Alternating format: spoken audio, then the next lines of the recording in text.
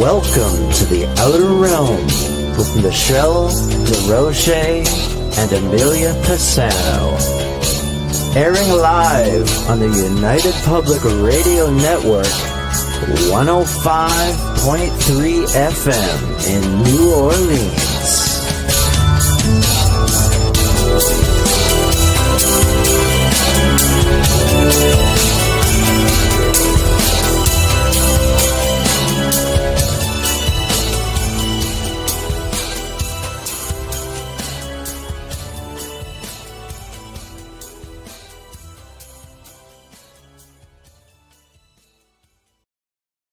Good afternoon, everyone. We are broadcasting live right now on just our YouTube channel. So only the subscribers, only of you guys are going to get to see this before the recording goes live this evening.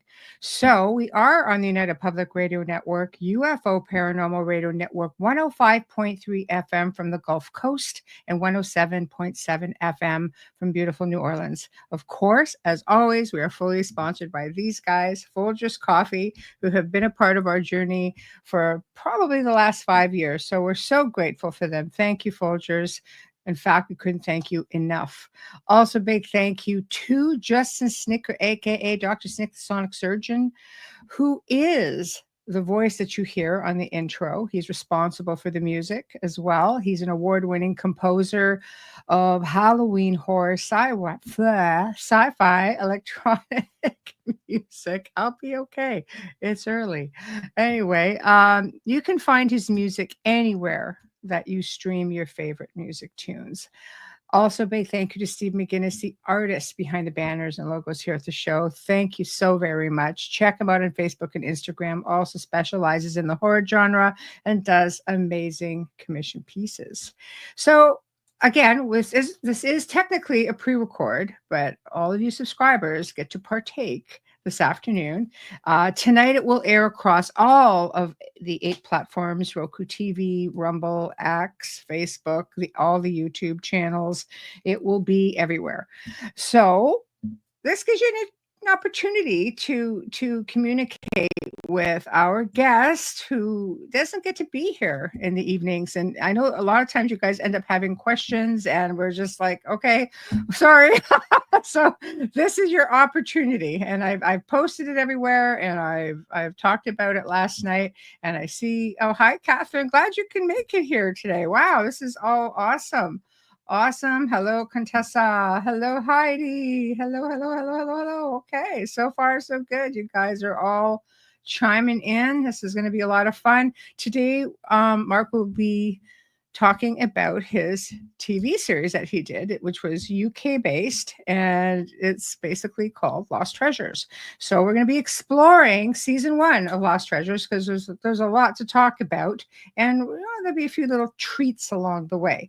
So with that being said, without further ado, hello. Hello. Hey. I always love hanging out with you in the afternoon.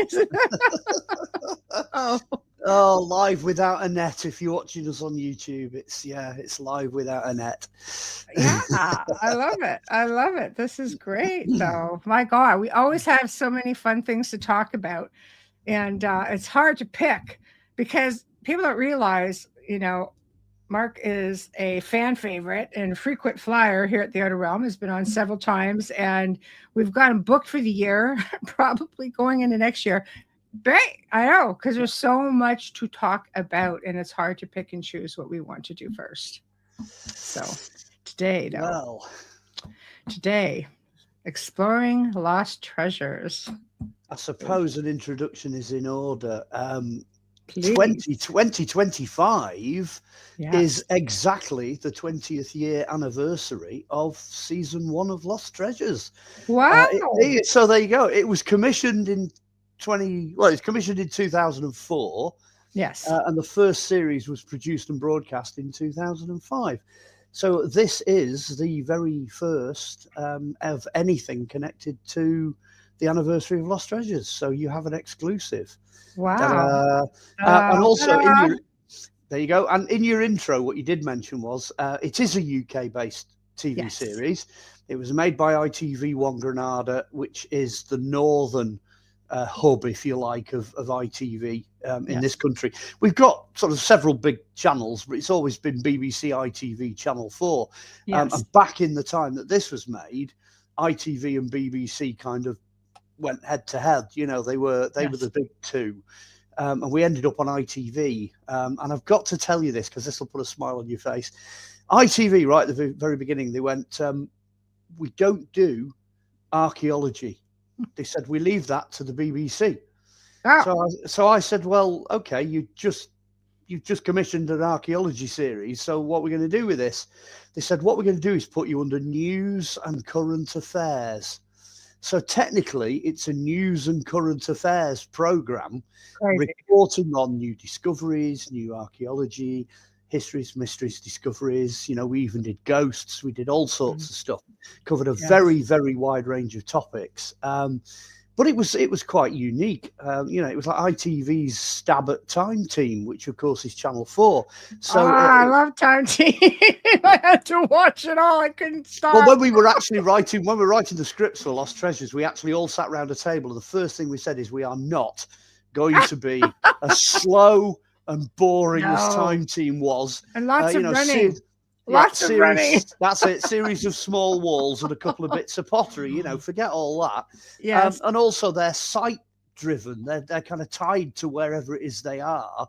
Yes. And we tended to run all over the place. You know, we went wherever the subject took us. You know, which was fantastic. I mean, the amount of stuff we covered is ridiculous. You know. Yeah. Oh, it was great. I really enjoyed it. And I want people to know, because you can't find this on YouTube. And yes, it's out there. Yeah. Okay. Yeah. And what was the YouTube? Right.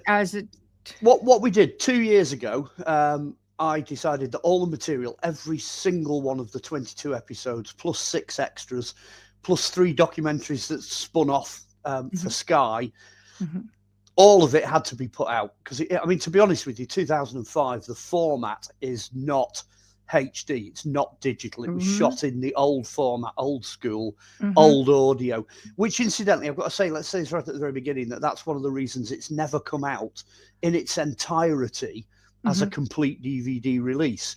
Because the first season is small format television, ordinary definition, ordinary audio. The second season is the widescreen, but it's still ordinary definition, ordinary audio. Season 3 then goes all singing, all dancing. It suddenly becomes HD everything. Wow. In widescreen. But when you start to shuffle those episodes around and put them next to each other, you can really see the failings in the earlier one, because it's 2005, 2006, 2007, 2008. The seasons, the series are 05, 07, 08. And right at the very beginning, the reason why I think your viewers might be interested is the first 6 episodes, which we did in 05, when they were broadcast, ITV said, wow, I've never seen anything like this. This is absolutely amazing. And they went and sold it onto Sky. So it went onto Sky History. So season 1 which and is like our History Channel in the US. Yeah, it was broadcast worldwide. It went out to Australia, it went out to America, it went out to Africa, it was all over the place. So we were getting all kinds of emails coming from everywhere, you know. We put the north of England on the map. Yay, that's all right. Hey. That's all right. Yeah. So I guess we're starting with episode 1, which I found fascinating for many reasons, which was the Winwick Giants. Yeah, Winwick it's called, the Winwick Giants. Winwick. Yeah, that episode is called Giants and Battles. And I suppose it's a good place to jump in. Yeah, let's start with number 1. Do it. When it was commissioned, 2 of us went into ITV. Okay, so I'll start right at the very beginning. It does, trust me, I'm going there. So okay, stay with me on this. Okay. And we went into this. I can't remember the names of the executive producers. So ITV, if you're watching this, please forgive me. But we went to this first guy who was the first executive producer at ITV, and it was my producer and me. And I'd basically written the series. So if anyone goes off to Amazon and gets Celtic Warrington and Other Mysteries, that was the foundation for the series, those 3 books. Mm-hmm. ITV said, yes, we really like this idea. The producer friend of mine was at Chester. I was lecturing at Chester. He was in media there. So between us, we kind of put together this idea. He'd got an idea for a series. I'd got an idea for something very similar. It's quite funny, actually, because we both said to each other, wouldn't it be fantastic if we could call it Lost Treasures? But I bet somebody else has already done that. Wrong. Nobody else had ever done it. So we got the title, Lost Treasures is ours. Nobody else has ever done it straight like that. So, hey. Beautiful. So this commissioning editor sat there and he's chatting away to me producer. So all that side of it went very well, the money, the contracts, all that sort of stuff. And then he just sat there and he said, well, I'll tell you what, we'll commission this series on one condition. So me and this producer are like, okay. And he just looks at me and he points at me and he goes, you're presenting it. And I'm like a rabbit in headlights. Yes, I've done television before, and I've been behind the camera before, and I'm great at researching. But he said, you're just natural. You know, you can sell this, you can do it. So that was my sort of baptism of fire. Anyway, what I'm coming to is if you watch the first episode, there's a bit where the camera swings off the church, and I'm stood there, and I launch into that first piece where I introduce where we are. That's not where the episode begins, but that was the first thing that we actually filmed. Now, at this point, nobody had seen what I was going to wear. I love it, though. So you can crossed out. Well, yeah, you know where this is going. So when we did the pilot, I was just wearing a long coat and a hat.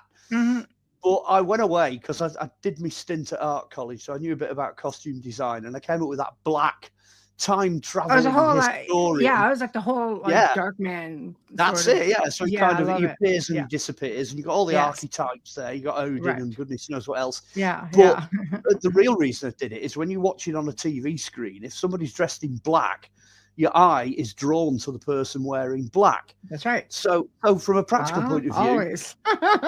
well, I just remember they've got all the crew there, director, you know, sound and continuity and all that thing. And I just walked onto that shot and nobody moved. You know, that uncomfortable silence for a couple of minutes when they're all like, and then the producer broke the silence and he went, I suppose it'll work. Yeah, I think this will work. I think it worked not that they had any choice, like, you know, but so that's why in that first episode, right from day one, I'm the man in black, you know, with the big new rock boots and all that. And if people watch all the episodes, you might notice there are 3 different costumes because there was a costume commission for each of the 3 different series. The first one, that's known as the Witchfinder General. So it's loosely based on a, you know, Van Helsing 1600s type. Ghostbuster Witchfinder General thing. That's what it looks like. Season 2, though, that's Time Traveller. So it's got grey leather on it. It's got different things. It's a slightly different hat. It's got glasses that are different. So that's the Time Traveller. Season 3, there's this socking great big coat covered in red embroidery. Oh, it's gorgeous. Absolutely gorgeous. It's 2 layers thick. They upgraded, well, that's based on manga. That's a manga design for that one. So we changed each time. We never got to season 4. There was a green one designed for season 4 that was lovely, but it never got made. But actually, they said it doesn't matter how much you spend on the costumes as long as we can see the result on the camera. Right. So it was like, you know, 1,500 quid a costume. You know, there's a lot of money went into that. So even the crosses, the belt buckles, the fittings, we had some fittings made, the different glasses. If you watch it very carefully, I think there's only one episode where I used 2 different costumes because we go over to Ireland and I end up with a different one. But another little interesting little fact right from episode 1. If you look carefully, I've got a watch on. I'm wearing a watch with a red face on it. The truth is, I put that on as part of the costume. It was a digital 1960s watch, very early 1970s digital watch. And it failed on the first day. It just went out on the first day and never came back. So what we said was, every time traveller has a means of jumping from one time period to another. And it's the watch. The watch is the key. It's there right through the entire series. And very often you'll see me touch that and I go, and I disappear. I'll vanish and I'll reappear somewhere else. That's awesome, though. And it's right through the whole series. That's by the last season, we're doing it. I'm hopping in and out of things like you wouldn't believe, Right. Right. But that resulted. It was the Daily Express over here had a big Sunday headline for one of the series. I love it. And it said ITV's answer to Doctor Who. ITV's Time Lord, Right. So I'm the only non-BBC Time Lord ever to appear on television. I think it's great that you were able to have a lot of fun with it, aside from the obvious of going to there's so much incredible locations. Like anywhere I travel in the world, I have to find a castle and a church or cathedral somewhere. I have to spend time.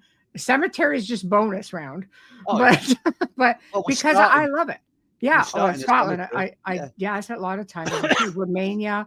I went, to the cool cemeteries and such. But I really love ancient architecture and cemeteries. People don't realize back in the day you had incredible mausoleums and beautiful monuments, and a lot of times they were mixed in, especially in the UK, which I know you're going to touch on tonight.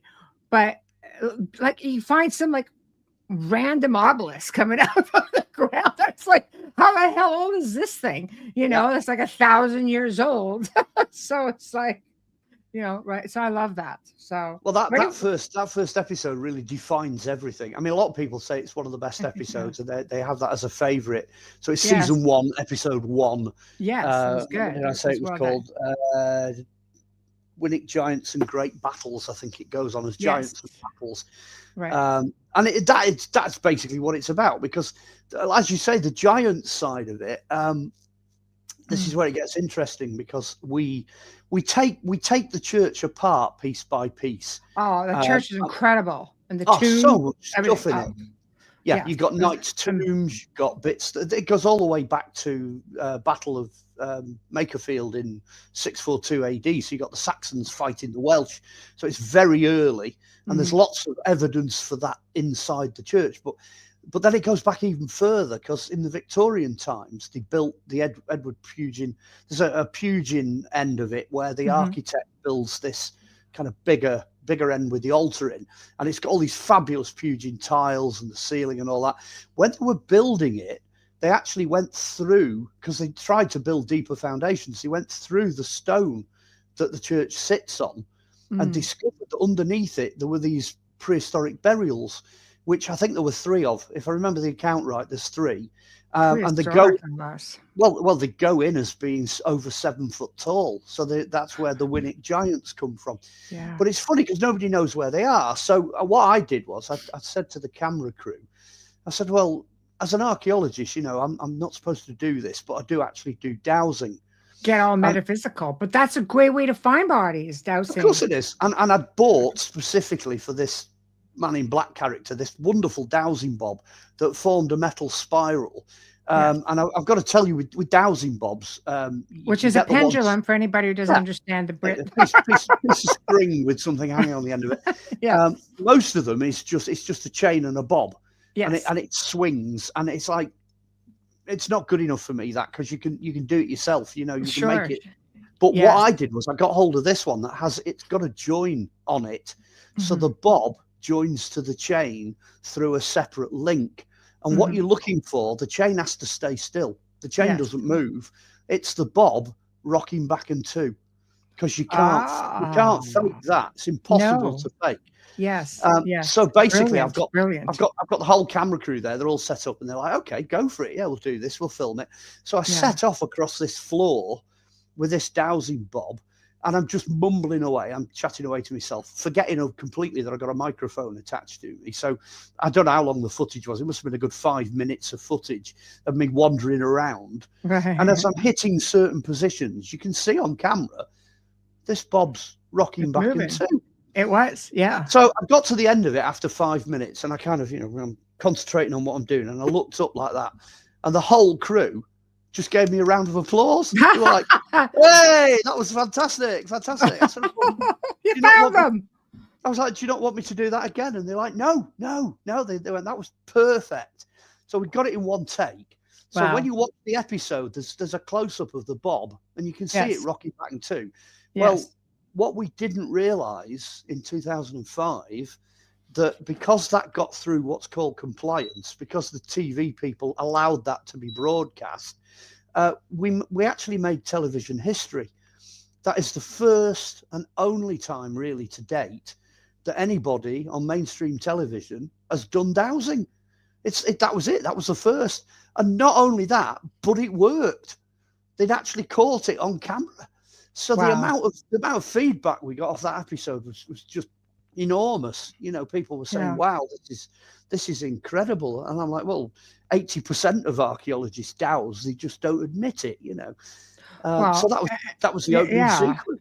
And a lot of people use the rods as well. Like, you know, it's almost like by using the rods, because there is somebody in Canada who does it. A lot of the jails, the old jails and old school properties would get him to come in to locate prisoners that have been buried. And he would come in and these things would just start crossing and they would dig and there would be said interment, right? So did they validate? Like, did they know what pretty much where these skeletons were?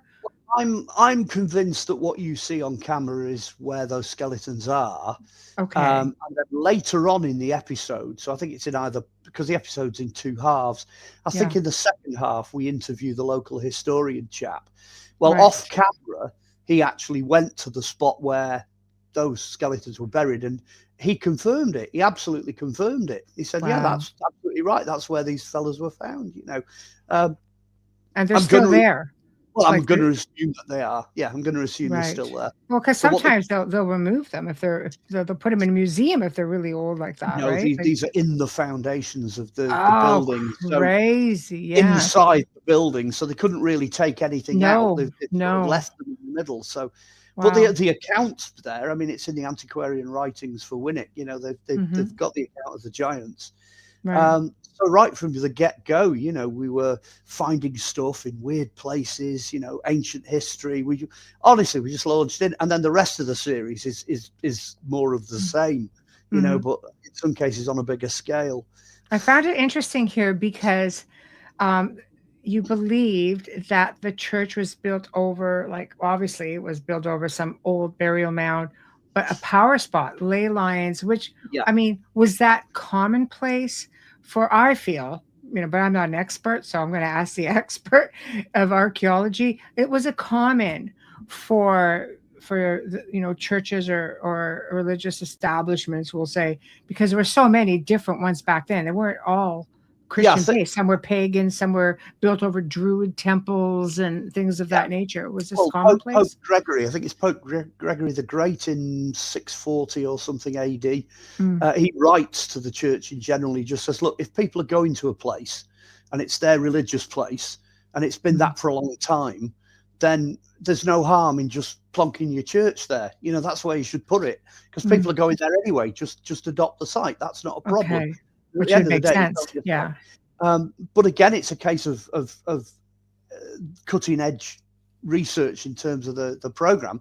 I wrote the book that was based on back in the 1990s, and I said this looks remarkably similar to Avebury. The layout is very, very similar to Avebury. So what I said is, right, you've got Stonehenge and Avebury. You come all the way up, then you've got Winwick. And then if you go further up to Scotland, you've got this other site, this amazing site called Cairnpapel Hill, which is near Edinburgh. And those three sites are basically the same. They point the same direction. They've got the same bank, the circles and all that. The latest hot news, which has only come out in the last few months, is that the altar stone at Stonehenge comes from just above that site in Scotland. So, of course, there's a link. You know, I think I have a stone from there. Well, they say that it came from the quarry, the same stone. Well, they said the same stone as Stonehenge, so if it all came from there. Yeah, it's blue stone. The blue stone, yeah. But the actual altar stone, I mean, most of the Stonehenge comes from Preseli Mountains, which is Wales. That's the Preseli stone, that's right. Yeah, well, no, this the two altar stones that used to be there, there's one still there. They dragged that all the way from Scotland. So what we say in that program, without realizing it, has been proven 20 years later that to be true. There are these connections all the way down with the same culture building the same sites in the same way. Incredible. So Up to It's now, I mean, incredible. I said this about the original books. I said, look, if they're wrong, then we need to prove that they're wrong. Yeah. But if they're right, Mhm. then they're going to be good for a long time, because they'll still be right in years to come, you know. Mhm. It's fantastic. So I'm sure that, while you're doing dowsing, that you're going to pick up on other energies there as well. Yes, yeah, it opens a whole can of worms, because I think I don't know if I explain it in the program. As an archaeologist, what I tend to do is I douse through my feet, and it's a little bit more like psychometry. So if you walk into a field, you kind of you visualize where things are. You know, you can almost see them. Now, some people would argue that's years. That's like half a century of experience there. That Which you tells have. well, it Yeah. tells you where people would put things. You know, it's that simple. But then there are other issues where it's not that simple. I'll tell you a story. I mean, we've gone slightly off topic here, but nothing to do with lost treasures. But I was on a dig site with my team. There were 3 of us that were dowsers. One guy works for the Manchester Dowsers. I'm a dowser, and then the guy that's actually in charge of the site, he's a dowser as well. So we've got to douse a tennis court. Now, a grass tennis court is about as flat and featureless as it's humanly possible to get. There's nothing, no clues whatsoever. And it's been a tennis court for a long time. So I go on there and I'm like, right, okay, I think there's a roundhouse in the far corner. So the other guy goes on, he went, no, I think you're completely wrong. There's something in the middle here. There seems to be a temporary building with a wall and an enclosure. Anyway, the third guy goes on and he's like, nope, you're both completely wrong. It's the other corner and there's a stone building. There's the foundations for a stone building. So the only way we were going to solve this was to just cut a trench right across that end of the tennis court, which we did. And you know exactly what I'm going to say here. There was a roundhouse in the corner. There was an enclosure with a ditch and a building in the middle, and a stone one in the other one, stone foundation in the other corner. So all 3 of us picked up on whatever it was that... You were technically all right. Yeah. Yeah. So we were all correct, but we were all picking up on different things. Displacement in the electrical field, or damp, or dryness, or, you know, whatever it is that's in there that you know, triggers human reaction. Muscular or spiritual or electrical, that was working differently for all 3 of us. Well, because we ourselves are like, energy receivers and conductors, and right. I mean, a lot of people, I always say, like Wayne, like my Wayne here, he'll walk over. He's just like a little body detector when you're going around and certain, like, we'll be in older places and he stops. I'm just like, he goes, yeah, that's what I do. That's basically what I do. In fact, there's probably a couple of occasions somewhere in those 22 episodes where I do that. Yeah, I was renowned for doing that, and an awful lot of what appeared in the final series, I have to say, is one take. So if something happens, it happens for real, because we shot it as newsreel, so it's shot on the hoof, which is very unusual. A lot of it is not scripted, because it's news and current affairs. You can do that, you see. Yes. So if you see it, if it's in that program, trust me, it's real.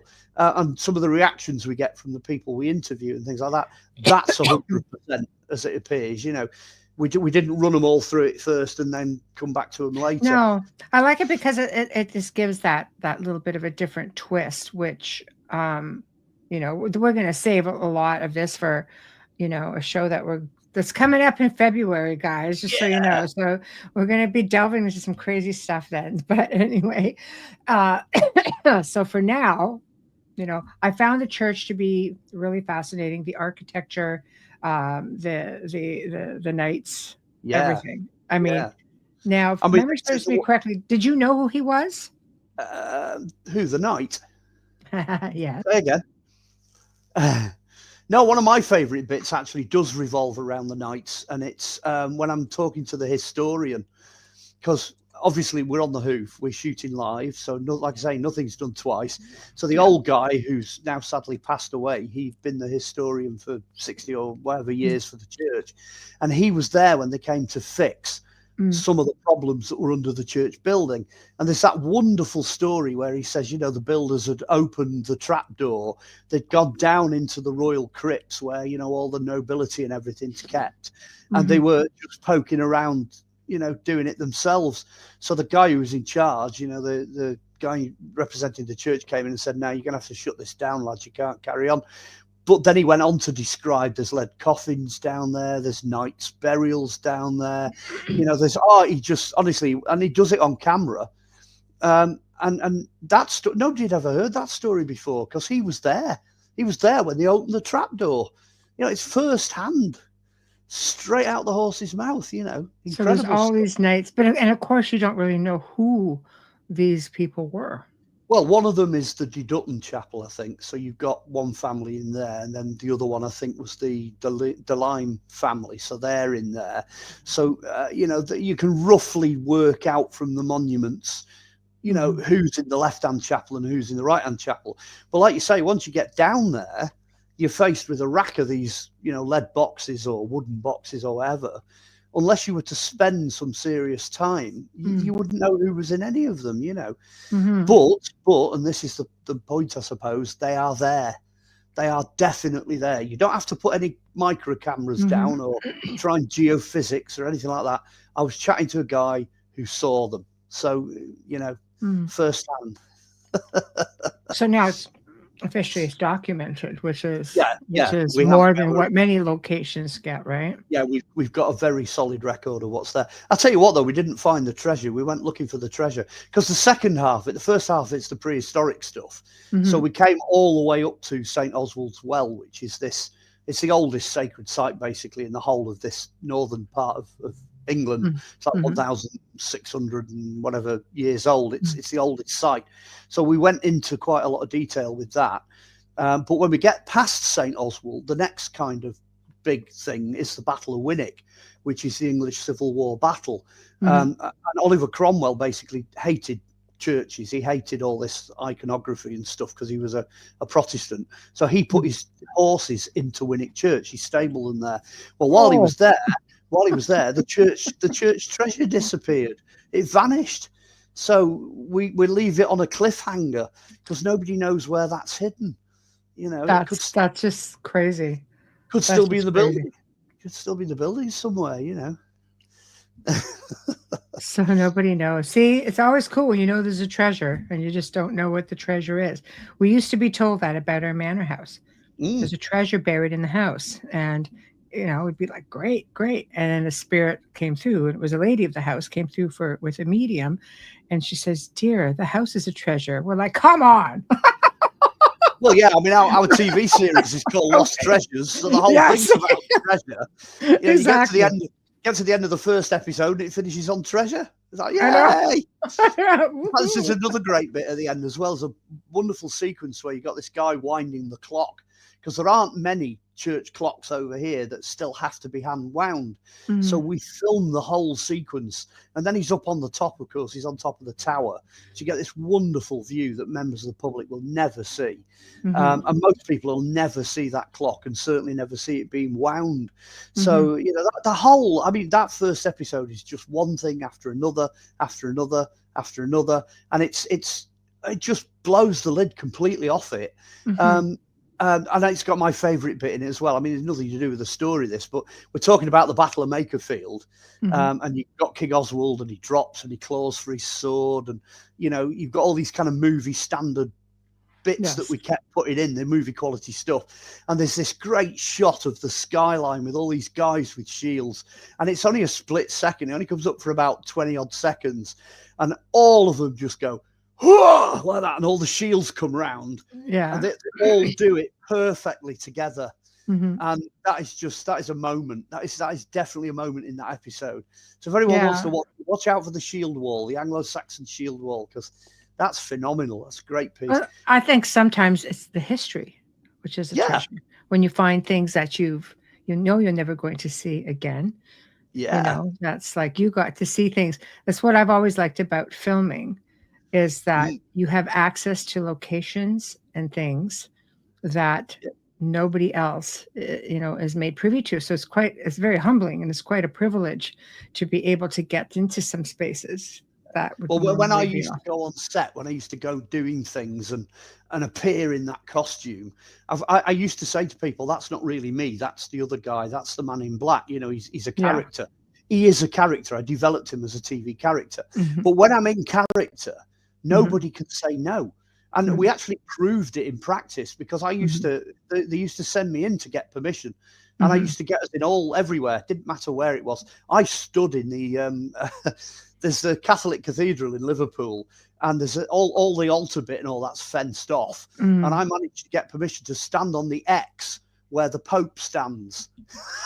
Wow, geez, aren't you lucky?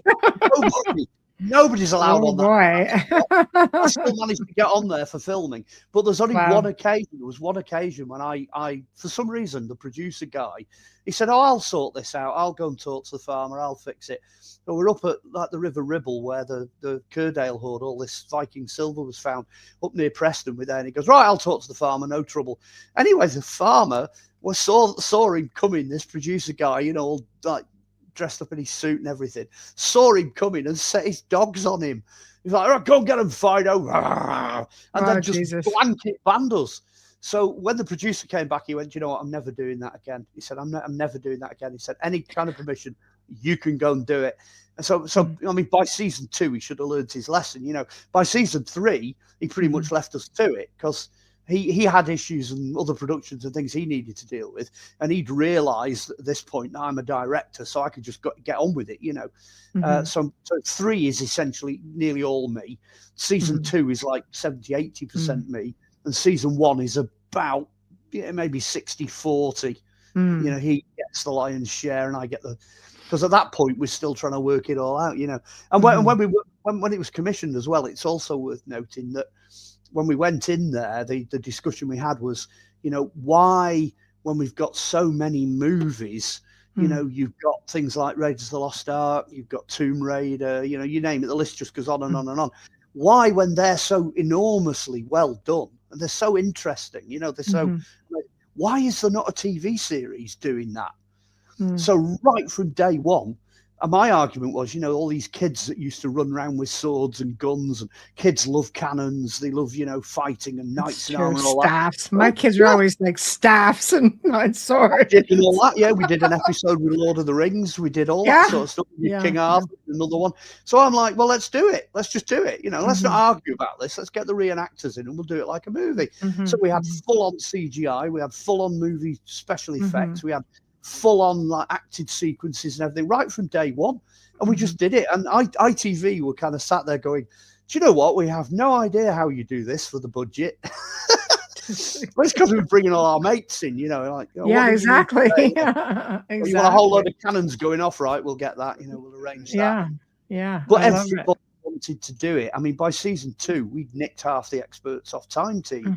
You know, people were literally queuing up to appear in it, and it was so exciting. I mean, you can see I'm getting all kind of, you know, getting back in the swing of it now. It's firing me up. But it was 5 years in total of just full-on excitement. You know, you didn't just make it, you lived it, and that comes through. That definitely comes through in the final series. Oh, it's incredible. The UK is just loaded with incredible history, incredible structures.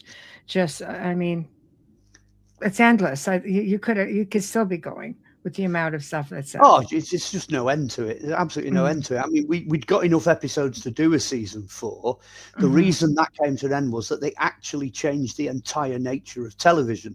So ITV were moving away from independent production houses, producers, and then the time slots they had available. We started out wanting to be an hour an episode, and they gave us half an hour an episode. By the time we got to season 4, they were talking about 15 minutes. And we just literally, I think we stopped. Commercials after that. Yeah, that's all they want. We stopped at exactly the right point, because it is what it is.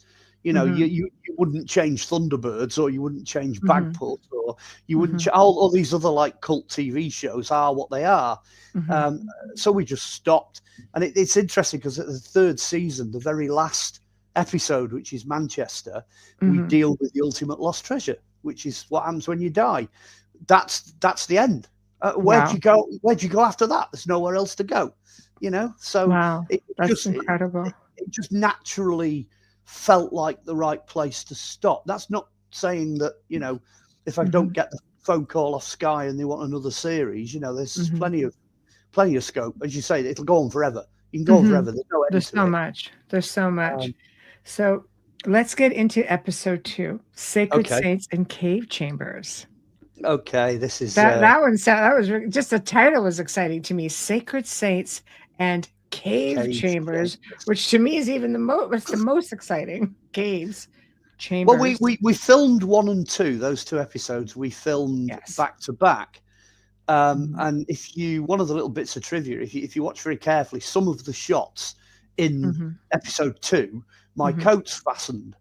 And I'm walking around with it fastened. Probably most people don't even think twice about that. The reason for that was the rest of the costume wasn't finished yet. Oh. So we're still waiting for the waistcoat and all the other stuff to arrive. Right. So that's why that's going on. But yeah, we filmed those 2 back to back, and we've been working on a site at Llynarmon in Yal, which is in Wales. I couldn't even pronounce it, so I was waiting for you to say it. Yeah, well, the Y end, the bit is yin, right. And then IL is Llynarmon in Yal. It's in Yal run together.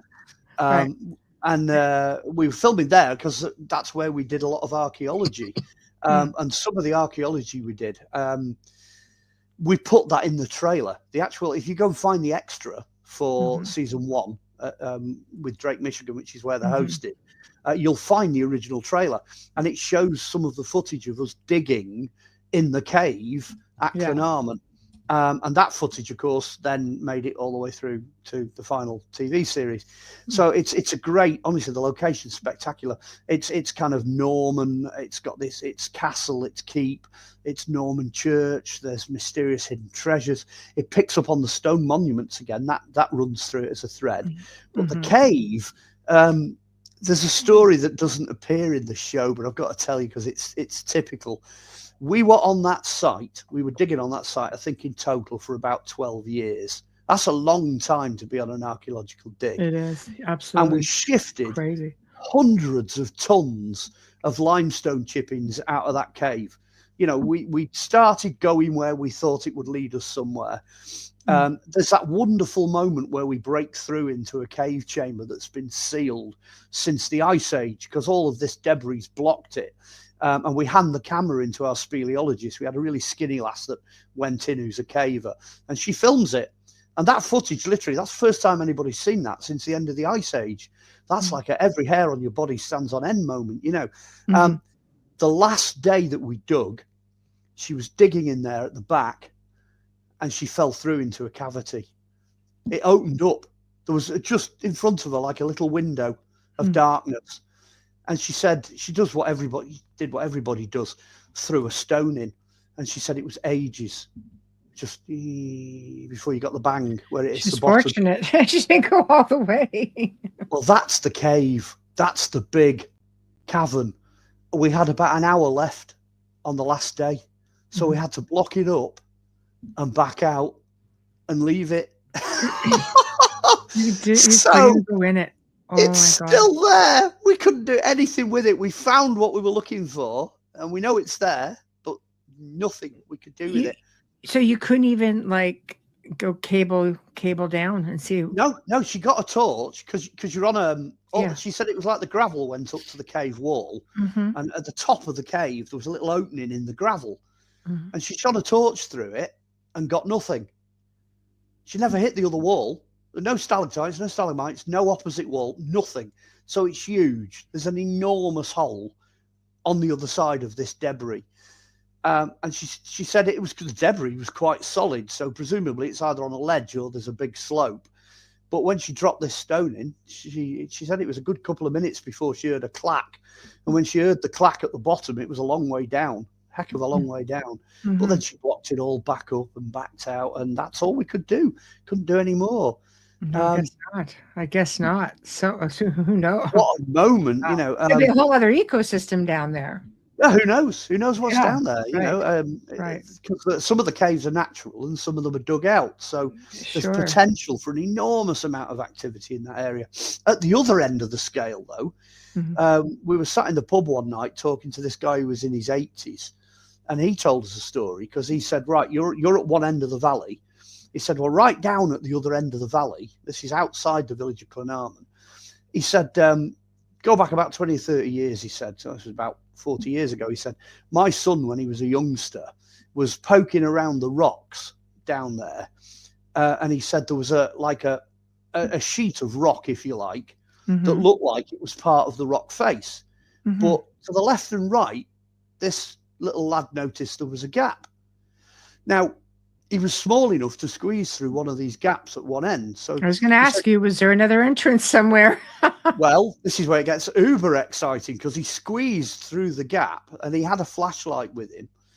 Spent a bit of time in there on his own, because that's what he was. Came out, and when he came out, he said, "You're not going to believe this. It's full of cave paintings." Oh my God, petroglyphs. Yeah, he said it's like the caves at Lascaux in France. He said it's all painted inside. He said there's animals and handprints, and now at this point, like 40 years ago, there is no prehistoric artwork anywhere in the UK. There's none.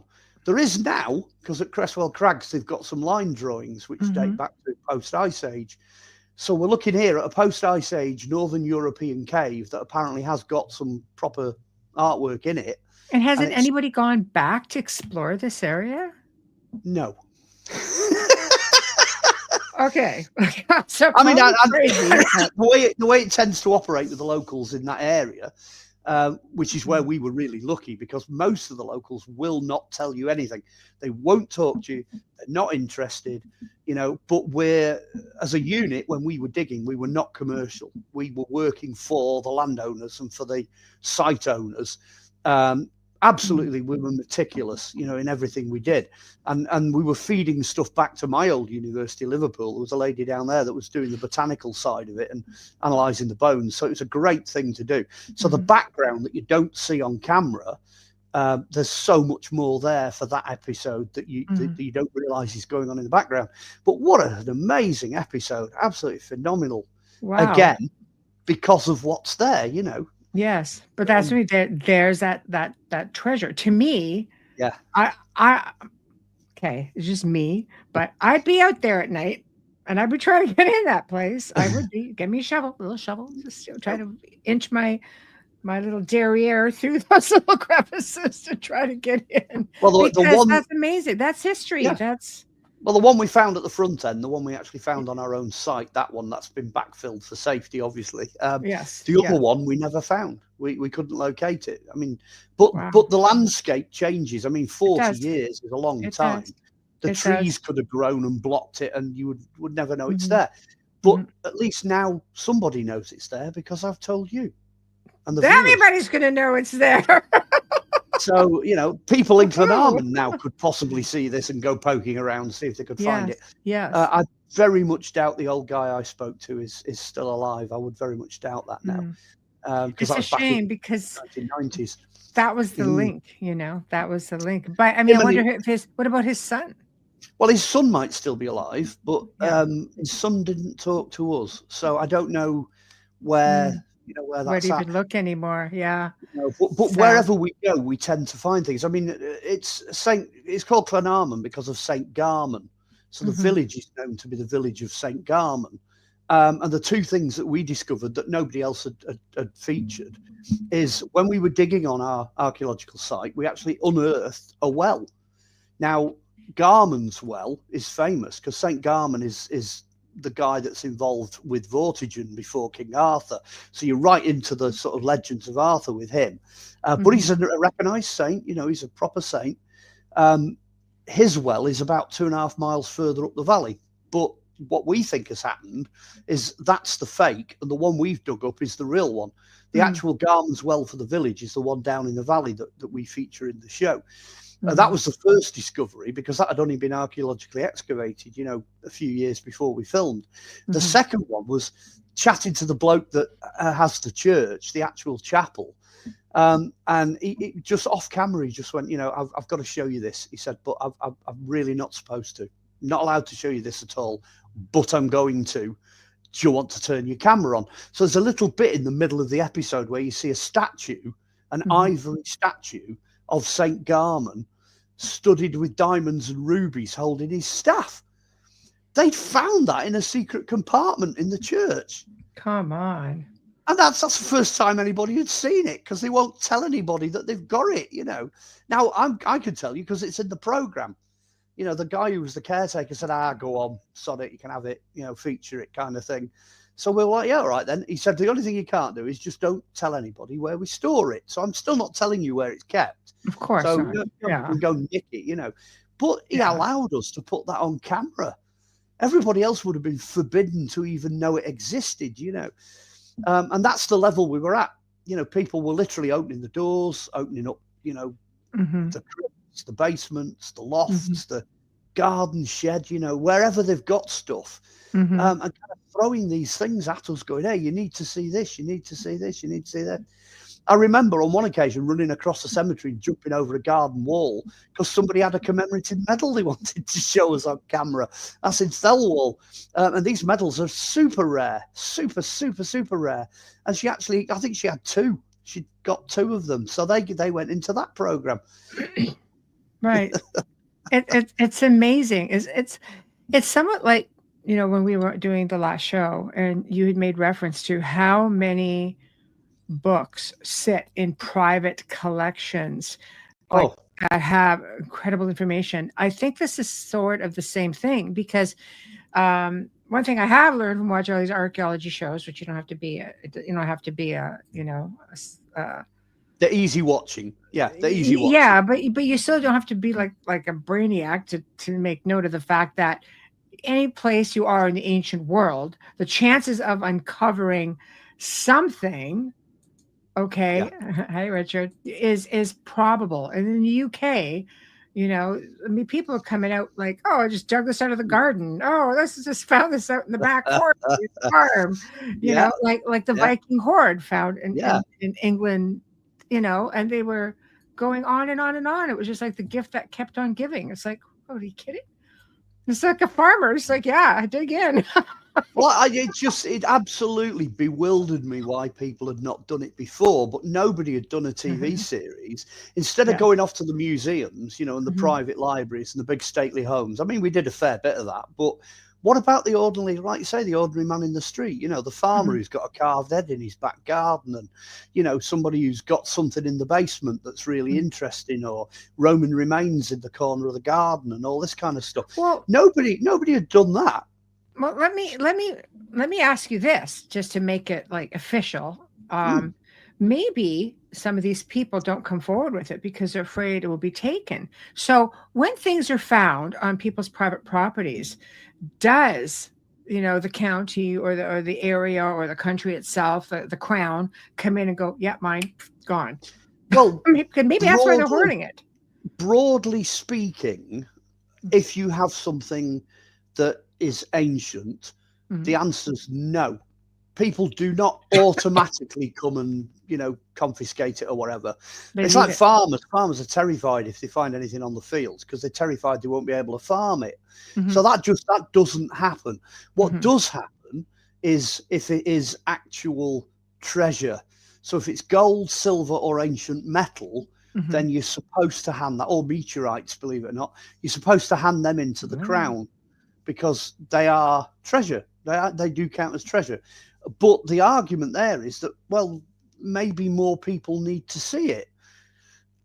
9 times out of 10, if it's gold or silver or whatever, if it's only one item or a couple of items, you'll get handed them back because they're of no particular significance, But if it is significant, and we've had a few, but he got to keep half, I think, didn't he? Well, if you end up getting paid, it usually splits between yourself and the landowner. But if you find something and you are the landowner, then you get to keep all of it. That's when things are acquired for the nation. But there is a very specific process behind that, and it's extremely rare that people find something that then becomes so significant that somebody like a museum would want it. It does happen.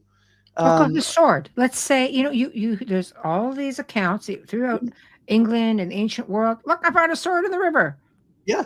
Well, in that case, like especially substantial, like a Templar sword, like a Viking sword, like a Roman sword. Tell somebody. That was I through the whole season, the whole series. I would go around saying to people, tell somebody, because if you end up throwing that into a cupboard somewhere and forgetting the fact that you've got it or whatever, you may as well have not bothered digging it up. It's lost again. Okay. And in some cases, some of those things will decay, they'll deteriorate and disappear. The number of times we had interviews with people where they'd said, oh, we had this, blah, blah, whatever it was, but it turned to rust or it turned to powder. It just disappeared. And there's not even a photograph. There's just no evidence whatsoever that they ever found it, Wow. One of the real clinching finds we had on one of the dig sites, we had a dinosaur footprint. That totally rewrote the entire history of Britain. It was an amazing dinosaur footprint, but they had no idea how to look after it. Now, if they'd have just picked that up, marched it into the house and left it in a centrally heated environment, all we'd have now is a bucket of sand. It would have just gone, and that would have been it. It would have disappeared. But what we did was we actually taught them, we told them how to preserve it in a way that it will stay pretty much as it is forever. And it's above ground, and it's out of the ground now, so that needs to be preserved. So it is quite important. It is quite important to let people know what you find, and get some of the experts involved to preserve these things, and then try and find out how significant what you have actually is.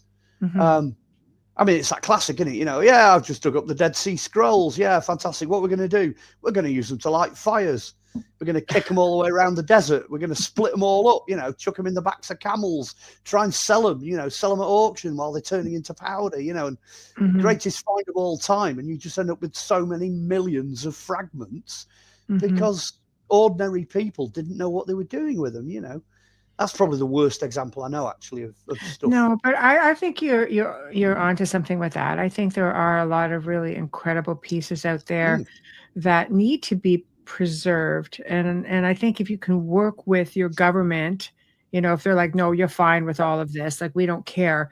I think if the government could take a step back and say if it was something substantial, like when they found Richard under the parking lot, and it's just like there's a crown. Okay, we got to take the crown.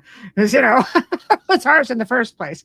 But I've got to say, by the way, even experts get it wrong. That's a great example. There's that woman, using a pickaxe to dig him out, and it goes straight through the top of his skull. Oh, I do not. I ban pickaxes. I do not allow them on any dig sites. They're banned because they're so hard to control.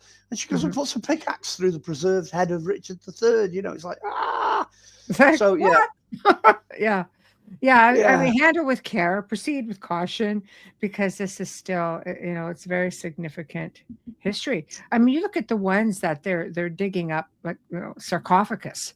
They're just digging down, and wasn't there something recently where, and I don't know if this is accurate or not. There's so much stuff floating around, but I subscribe to a lot of archaeological, different, emails that come in, because I love to read about it.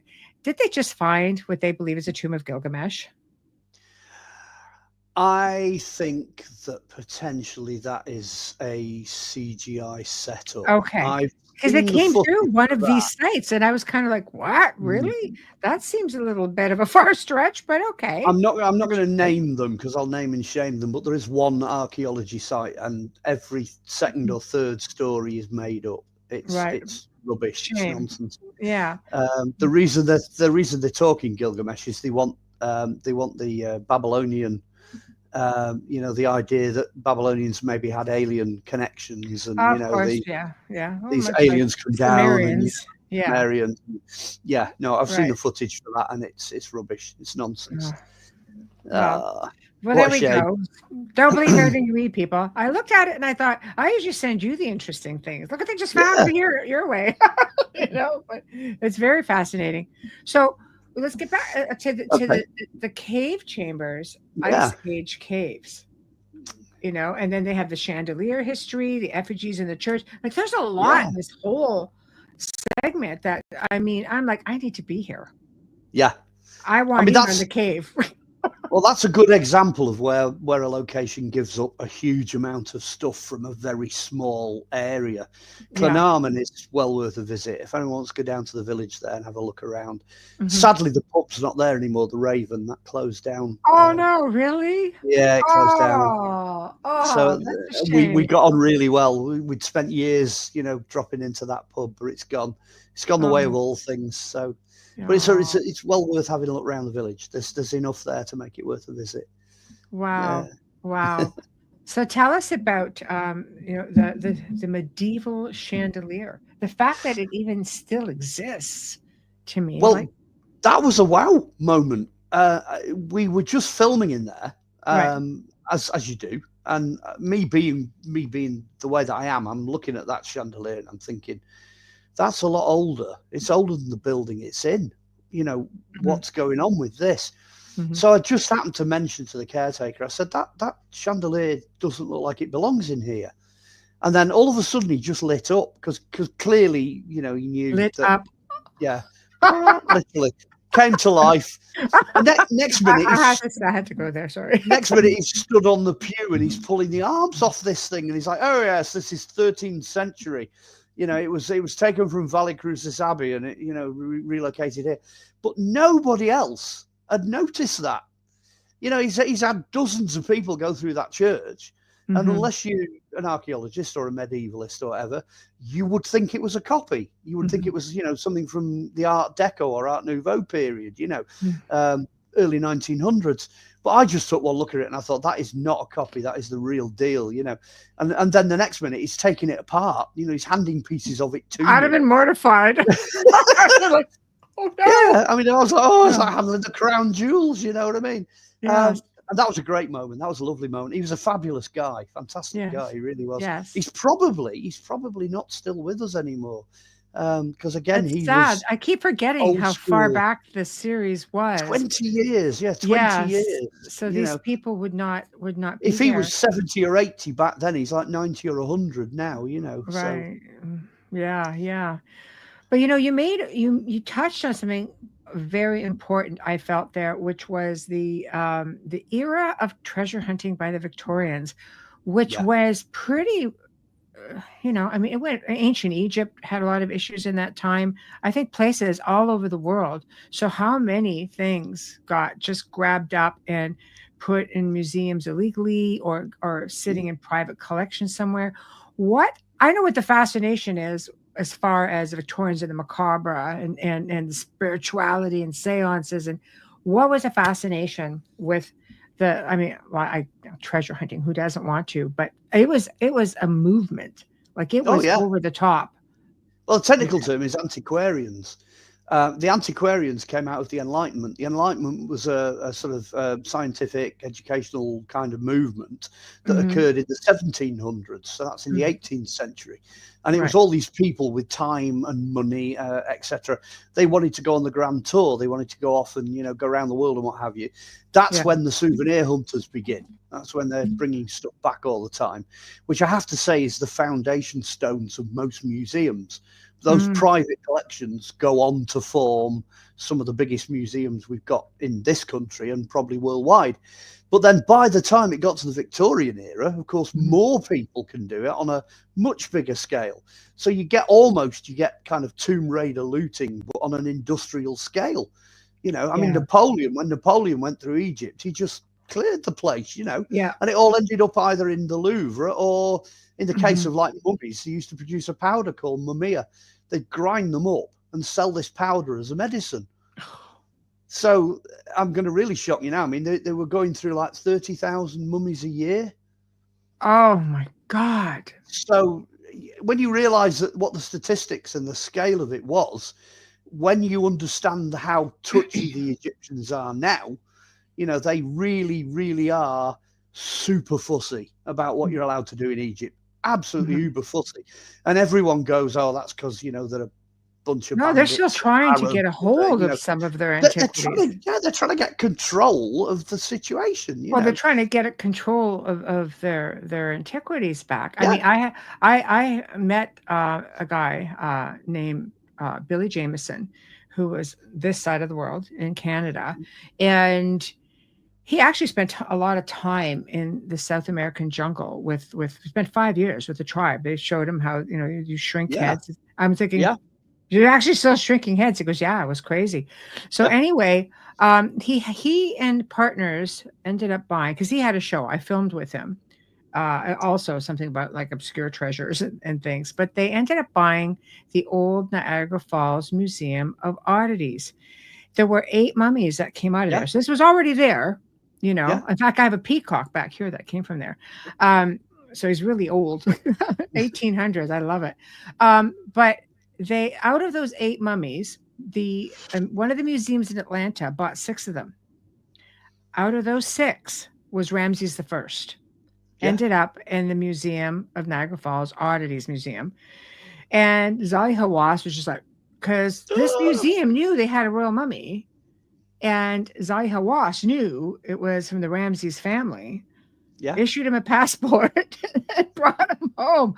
But to show you, when you're honest, they gave him back, no problem. I guess the other mummies were, I don't know if they all went back or it was kind of inconsequential. But, he said because of your honesty and being forthcoming and returning him, they actually get, like, if I'm not mistaken, first dibs for like so many years or for life as to which traveling Egyptian artifacts, who gets it first and for how long.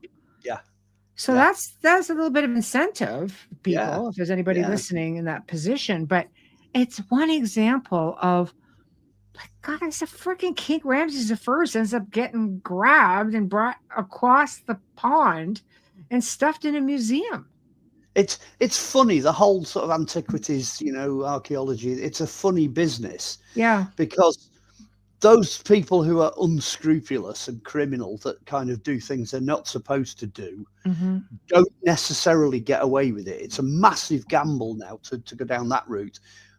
But people still do, because they blame it on history. Well, we've done this for like 250, 300 years. We're not going to stop doing it now. But then on the other side of the coin, if you're one of the good guys and you do the right thing, then it's still one of those industries where doors open. Some industries you can do the right thing and it doesn't really make any difference. Nobody cares. It's not like that in history and archaeology. It's totally the opposite to that. If you're open and you make a big discovery, and it's an archaeologist or a historian is duty bound to credit the finder. So at the very least, your name will go into the historical records as the finder of some significance. Which to me is like that's an eternal thing. That's pretty cool. Yeah. You're written into history. You're up there with the greats if you find something significant. So it doesn't make sense to me to hide stuff. No, it really doesn't. No, for sure. I mean, sometimes what may seem inconsequential in that moment, like you say, it just tells so much about the area. Everything that you dig up has consequence. It has merit. It has a story to tell. Yeah. Right. So, okay, let's get into, and this is something we're going to talk about in the future. For some reason, I thought we must have just touched on it, was the Lost Legion, Roman Legion. But I'm only mentioning that because we're going to talk about Lewis Carroll and also the Lost Roman Malfort. Yeah, that's interesting one, that, because I only live down the road from Lewis Carroll's birthplace. Yeah. He was born in a little village called Daresbury in North Cheshire. Alice in Wonderland, for those of you who don't know. Alice in Wonderland and Alice Through the Looking Glass and quite a lot of other books, but that's another story. So what we were doing was we were looking at Alice in Wonderland and Alice Through the Looking Glass, because the church where his father preached and where he grew up to the age of 11 has windows, leaded windows with Alice in them. That's crazy. It's a great location. But so the church itself, the building, the site, the location of the family home, a lot of the inspiration for what appeared in his books, it's all there in that area. So it was a great area to explore. Yeah. And again, doing something with Alice in Wonderland is cutting edge. Nobody's really done that on location in this area like that. Yeah, they all go off to Oxford and do all that. There's loads of that. But looking at his childhood was different. Nobody would tackle that. And then lo and behold, when we were doing the programme, we discovered that when they extended the church in the Victorian times, they went straight through a pile of Roman concrete. So at this point, I've always suspected that at that location, there was something Roman. One of the St. Helens, the Roman roads that run through Wales, terminates at that spot. The saints that the churches are dedicated to, St. Helena's one of them. There's also a burh there. Daresbury means Dior's burg, and a burh is a Saxon fort. So it's the fort of Dior. And that's in a field. You can see it. It's an enormous great bump in a field. So we actually go into detail with that as well in the episode. We look at where all these Saxon forts are. And to the best of my knowledge, again, that's something nobody else has talked about. Nobody's actually looked at that, because locally they're just piles of earth. You know, people are like, yeah, I've got a bump in my field sort of thing. But nationally, it's the Danelaw. It's where the Danes versus the Saxons built this line of fortifications, and they've been trying to find it in that area around Daresbury. They've been looking for that boundary for 250, 300 years. They've had loads of antiquarians searching for it. And in the programme, we tell you where it is because we found it. So again, it was opening up the huge can of worms on things that people had never done before, you know, subjects that had never been tackled. So it was fascinating, because you go down the rabbit hole, literally. You go in at the beginning and you think it's all going to be Lewis Carroll, and then whoa, no, we're doing what we always do. We're off finding other things, you know. I enjoyed doing that episode because I get to get a bit sort of literate, you know. I don't the rest of it I'm just running around like a nutcase, but that one's quite nice. Well, there's a lot of little hidden treasures found, and you know, the one, you know, when you're getting into that episode, I know it was like, you know, the second half, but something as simple as finding Roman concrete under a church. Concrete, because Romans are known for their concrete that lasted underwater and did amazing things. People would look at that and go, it's just concrete. No, that's really friggin' old concrete. It's like Roman concrete. It is. Right? And the church they were rebuilding as well, that proved to be really old, because again, we went where public are not allowed to go. We went everywhere. We went into the bell tower. We went all the way around the foundations, the woodwork, the private chapels. We were all over the place. And there's a lot of evidence for Knights Templar, which they'd never spotted. They'd never actually looked at that. There's one block as well in a window, and it's just covered in graffiti. And when you first look at it, you think, oh, you know, it's going to be like, you know, Bob was here sort of thing. Right. You know, Terry loves Jenny and all this. But when you have a closer look, it's not that at all. The most recent graffiti is probably Elizabethan, so it's 500 years old. And then it goes backwards, because back into medieval times, there's medieval stuff on there and all sorts. And I don't even think they knew they had it. They didn't even know it was there. You know, it just... Once you get up there with a camera and you get a side light on it and you can film it, you can see what's actually written there. We showed the footage to the vicar afterwards, and he was like, wow, I've never seen that before in my life. Put it behind glass. Well, because it's in a window. The light from part of the window, right? Well, the window blows it out, so you can't see it. Oh, right. So you know, we were just falling over stuff wherever we went. And of course, that's the one with that cheeky little chubby green man that's just spewing out grapes everywhere. You know, which is, it's clearly a joke by the monks of the local priory, because that's where it came from. Because it's Bacchus. It's so obviously Bacchus. Exactly. You know, the Roman god of wine. Put right in there. Yeah, which is like and he's right next to the altar. Yeah. That's funny. Question for you. Sherry says, Mark, have you ever had any spirit activity with items you've had? Okay, that's objects that have spiritual reaction. The short answer is yes, but I'm gonna get a bit more specific than that. It's the sort of objects that I've had experiences with. For example, I own a crystal skull. So that's like asking for trouble, because for a start, it's made of quartz. You know, it's like a battery, and it's a real one. So who knows where that's been for the last 600, 700, 800 years?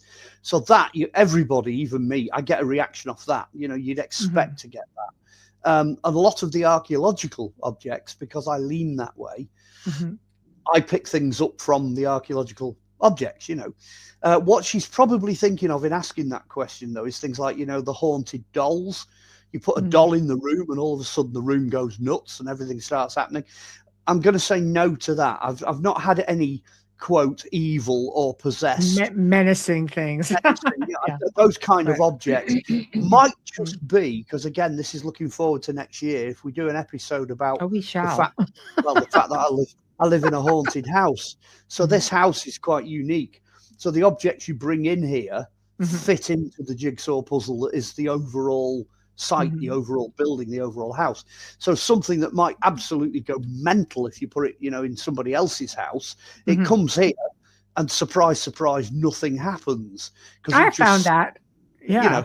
It just sits there as a part of everything else, Do you think So it just doesn't react to people's energy? Because people give me their haunted items, and I'm expecting like chaos. And I sat there with a skull on my desk one time. I threw a baseball cap on, and we chilled. And like, you're no trouble at all, really. It's like, I've had a skull. In fact, I've got a Bronze Age burial in a bucket in there somewhere waiting analysis. So you get stuff like that. The obvious stuff doesn't seem to trigger anything off.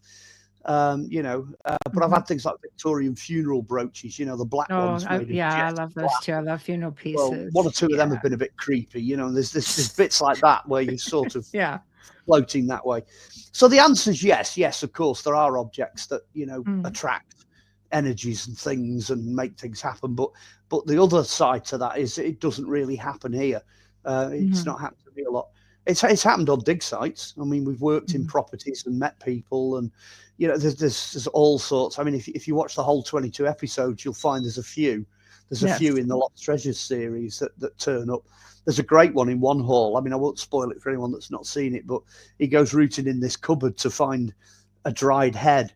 There's a dried head hidden in this cupboard, and so and that causes things to happen. So that's funny. So she says, so more or less psychometry. Yes, psychometry is something that requires somebody to read it. So that's like, is television really television if nobody's watching it? Right. So you're into that territory. If you just brought, like, I'm thinking of Celtic heads, Celtic stone heads. They are renowned for causing trouble. If you get one of those, there's a few in the basement of the Manchester Museum, and people will not go in there because they are terrified of these stone heads. And why is that? Is that because of their mindset, like the perception, or is it because stone actually retains energy and has its own frequency? All I can tell you is that most people think it's because they're Celtic, because they've got this sinister druidic energy that's odd, and they have a personality and they don't like being moved. So wherever they go, they cause trouble. But then the question is, when they're just sat there, nothing seems to happen. You've got to have a person or something there that, to be the catalyst. Psychometry, the argument with psychometry is that whatever it is, be it information or energy or whatever, is encoded in the object. That's the argument, basically, with psychometry. Whereas haunted objects attract things. So they're pulling the energy in from all over the place. So one minute they're haunted, the next minute they're not. If they don't like where they are, you're in trouble. But if they're quite happy where they are, you get no trouble at all. They're just inanimate objects. That is on a different level to what I would call psychometry. You're dealing then with spirituality, poltergeist activity, ghosts, paranormal. You're in a different area altogether. Psychometry is interesting because you can use it to date objects. Yes. You can pick an object up and hold it in your hand and it'll give you information, because it's there all the time. It's permanently encoded in the object. I've got some great prehistoric objects that do that. You just pick them up. And in fact, I'll tell you a story. There was one lady who is a specialist in crystals. By specialist, I mean she actually goes out there and mines the things in Brazil. She knows more about the earth than anybody I know. And I set her a blind test.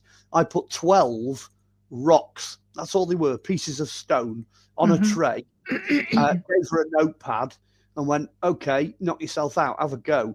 And she went through these, and some of them were, a piece of gravel off the road outside, but another one that looked exactly the same had been picked up off the top of the Mount of Olives in Jerusalem, so that's the kind of dichotomy we're talking about. Anyway, she got 100% of them right. She got all of them right. Yeah, she could tell the difference between furnace clinker and a meteorite, and that is honestly, that is really difficult, and that's just by holding them. She said, I wear meteorite. Like I have 2 meteorite rings that I wear, and Hamilton White sent me a beautiful piece of meteorite from this country, Russia. It's the bane of every archaeologist in this country, because when they did industrial processes, they would smash up the industrial rubbish. So like glass slag, iron slag, it's worth a good chunk of money. Meteorite. Well, they'd smash all that up and they'd put it on the farm tracks. Right. So when you go walking across the fields, you're picking up these great huge lumps of stuff that look like meteorites. But I'll give you my address. Feel free to fire some off. Well, they're not meteorites. They come out of the blast furnace, you know. The big lumps of melted iron that nobody wants, you know. But, you know, people just keep bringing them in all the time. You know, what's this? What's this? What's this? And you're like, no. Right. Don't do it. Don't do it. I imagine, aside from, I mean, you know, we got a lot of Roman stuff, Vikings. Yeah. You guys have a lot of really old Viking stuff. Because the Normans who came over, I mean, that comes out from my ancestry, the Normans coming in and being the bane of your existence in the UK, which is where my other ancestors are. You've jumped to episode 4. We're on episode 4, Viking Raiders. Yes. And Lost Treasure Chest. That's true. It is for it, right. We've got tons of Viking stuff over here. Yes. I mean, when it came to the Vikings, actually, through the series, it got a bit silly because the first, I think that episode that we do, I start looking at the Vikings where they are, you know, because we've got this massive river, the River Mersey. I thought, well, the Vikings are going to be all over that, you know, so start looking at that. But then I ended up meeting a guy called Stephen Harding. He's a professor, internationally renowned professor, Professor Stephen Harding. His main thing is genetics. He's a geneticist. And he got stuck in up here in this part of the world to try and find out what traces of the Vikings were left. But as a consequence of that, he got a series out of the BBC. So basically what we did was we stole a star off the BBC to appear in Lost Treasures. And me and him got on like a house on fire. Honestly, it's fantastic. So many adventures, you know, from downing pints in a pub on the Mersey Valley, climbing up monuments and digging stuff up. And honestly, we went everywhere. But what I'm coming to is he's in that episode. He's in that Viking episode.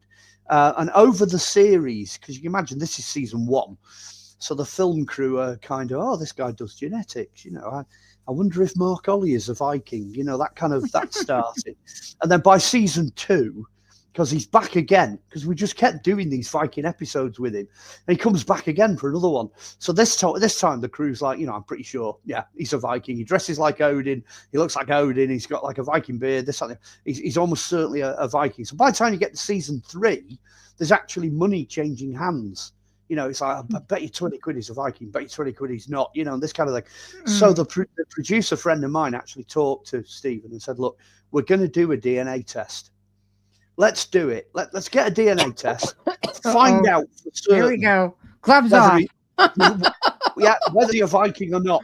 So they sent the DNA test off, but the results didn't come back in time for us to wrap the series. So the series finishes, and the little bit that you see in season 3, where my results come back, is actually 3 months later. Wow. We've cut it back, edited it into the episode. So, and we went down there. We went down to see Stephen and set all the cameras up, and there's the screen, and there's another professor there called Mark Jobling. He did all the analysis on it. So we're all sat around the screen, and it was like, let's see what the results are. 1, 2, 3, and they push the button on the laptop, and bang, up come the results. And the reaction that you see is real, because none of us had seen it before. And do you want me to put a spoiler out there? Do it. Do it. Do it. Right, the spoiler is it came back, and it's like, categorically not a Viking. I am a Central European Celt. That's what I am. I've got most of the same DNA similar to Otzi the Iceman. There's no Viking in me whatsoever. So at which point I made quite a lot of money. The producer made quite a lot of money. Stephen made quite a lot of money, and the film crew just lost. The film crew just lost a load. So that reaction you get at the end of the episode in season 3 is real. But it just went on and on and on. And like you say, we started off with a notional idea that there was something out there that was Viking. You know, we kind of knew, but nobody had really done much with that. And as soon as Stephen comes on board, it just balloons. You know, we did 3, like I said, we got an episode in every series that focuses in on the Vikings, and that particular one is a good one. It's another belter, another absolute belter. Loads of fun. I loved it. I love anything. You know, I think is it that one where we go searching for the Battle of Brunanburh on the Wirral? I think it is that one. I think we finished up on the Wirral looking for the battlefield. And again, it was another case of we discussed it, we researched it. You know, we had the professor there with all his original documentation and all this and the other. And I think it ends where there's a bit of debate. They put metal detectorists onto the site to see what they could find, and they weren't really certain. Anyway, now 20 years further on, they're absolutely certain. So again, we got it right. You know, that's where that battle took place. There's no doubt about it, for the reasons that we say as well. So, so what do you do when you find a full battlefield? I mean, I know that there, you know, other archaeologist show I still watch would just dig a trench. Trenches everywhere. Well, it depends which battlefield you're talking about. If it's kind of English Civil War, you know, as soon as they invented cannons, as soon as they could start blasting each other with missiles, then there's usually quite a lot to find on a battlefield if that's the case. So you can go back to the Wars of the Roses, you can go back to the 1480s, and there's still cannonballs. You can still find them because most people don't even know what they are. Something like the Battle of Hastings. I mean, nothing, absolutely nothing. But there's a good reason for that. Okay. If you imagine, let's say I'm a little Saxon peasant, and I live next door to the battle. If I can get onto the field and I can get hold of a sword, and I go and surrender that sword to the noble, the lord of the manor, that's worth a year's wages. So you can imagine what's going to happen. You know, you've got a battlefield covered in dead people. Next minute, it's covered in old ladies, old men, women and children, you know, people who are professionals like the blacksmiths and people that were bakers and, you know, cooks, and everybody that wasn't involved in the battle goes across that battlefield like a plague of locusts. So there's nothing left, not even the buttons on the tunics. Because if you think about it, everything that's on there has to be made. It's all got to be made by hand. It takes 3 years to make a suit of chainmail. So there's no way they're going to leave any of that behind. So what you tend to find with a battlefield, you might find the odd bit, you know, arrowhead or button, or, you know, you won't find anything of significant. Fragments of chainmail tend to turn up. You usually find the burials. Somewhere on that battlefield, there's a grave, there's a burial pit, which in one of the episodes on Chester, we actually have the archaeologist responsible for finding the oldest battle burial cemetery in Britain. And it goes back to the one of the Anglo-Saxon battles in 613 AD. And the only thing that was left was an earthwork and a pit full of skeletons. That's all we had. But that was another first. And the guy we talked to as well, it's the first time he'd ever talked to anybody on camera about that battle pit. And that's in one of the Chester episodes. Yeah, it's unbelievable. I mean, you guys have to just be littered. Just littered with, you know, with these sort of battlefields and these pits. And, you know, everybody was always trying to get their hands on England. Even the English were trying to get their hands on England. Yeah, they were coming from everywhere. Yeah, it's true. So I'm going to put something out there. I thought it would be fun to talk about, which is the Stone of Destiny, the Stone of Scone, as they say. Yeah. I want to talk about it because I for a while represented a castle out here in Toronto, and I was like their paranormal representative, and they would tell me all the ins and outs. Right. So I'm like, okay, the house was built by a house, you know, I know, like 180,000 square foot abode. But anyway, but there was a replica throne from the 1800s, or I believe, no, early 1900s, with a stone, which was, they said, this is the Stone of Scone. And Here's the story. It's good. It gets really good, and I'm dying to hear what you have to say about it. Anyway, there have been a lot of stories about that. People have seen things around it, and 2 rabbis were visiting because it's a tourist attraction. People come in now and they can tour it. And he was Scottish. Okay, the owner, Sir Henry Pellet, was Scottish, and they requested to speak to, I guess, she would have been the official person at the castle who gave me all the information. And they said to her, there are 2 very powerful spirit guardians watching that stone. And she goes, that's interesting. I said, okay, can I get the backstory on this? And she said, here's the crazy thing. Okay, Sir Henry Pellet he owned the electric company down here. He was pretty much instrumental for assisting bringing electricity to the city of Toronto. He worked alongside people here in Niagara Falls area he had a lot of money. We're going to leave it at that. Had a lot of money, but lost it all, of course, through losing the castle to back taxes, fighting with his neighbor who owned the gas company. It was crazy. Anyway, he had a freaking heck of a lot of money. So the story goes is he was contacted by one of the largest museums in Toronto, which was the Royal Ontario Museum at the time. And they said, we have something you may be interested in that somehow has come into our possession. I don't have that whole story. They weren't given that whole story. He traded a very rare and expensive collection of medieval suits of armor for the stone. So he must have been convinced that it was the original stone. Then there's a story where the stone, I guess, got taken, broken, something, and this has got damage to it as well. Roughly the same.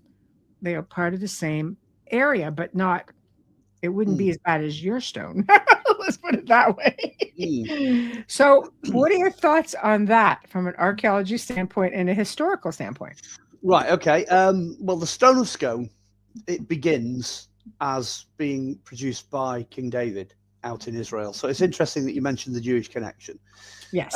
It's something that formed part of either a royal building or a royal location or a royal seat or something like that, owned by King David. It depends who you read and depends what people say.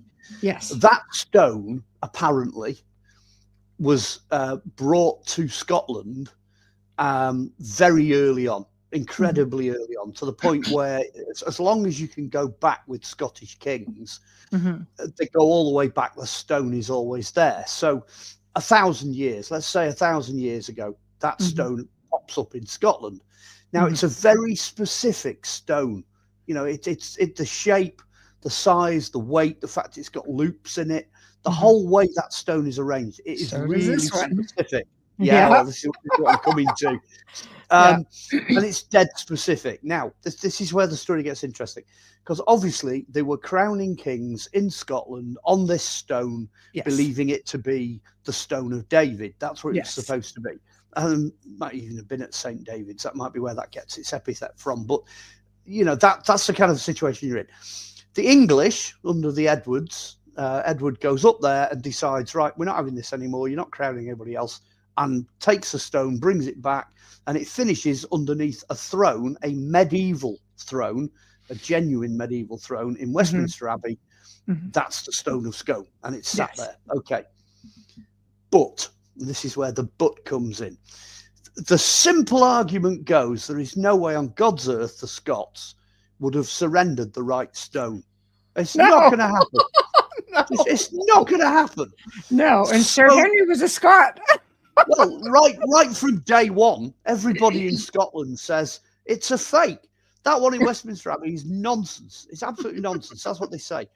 Now, what's interesting is, in recent times, Queen Elizabeth, before she died, sent that stone back to Scotland. It's been, reappropriated. Yes. So there's a big hole under the seat now. There's nothing there under the throne. It only goes back for the coronation of a monarch. Is that correct? Like it moves back and forth? Okay. Yeah. Okay. Well, now it's gone back permanently. It's permanently up in Scotland. So I don't know where they've got that one.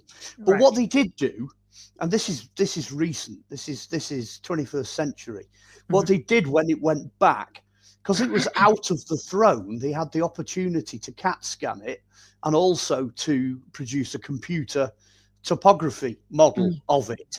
And they did that in a lot of detail. So they managed to find out that the stone probably originates in the Middle East. It's probably from Israel. So the block is right. So the story that it was brought back by Crusaders, that's probably true.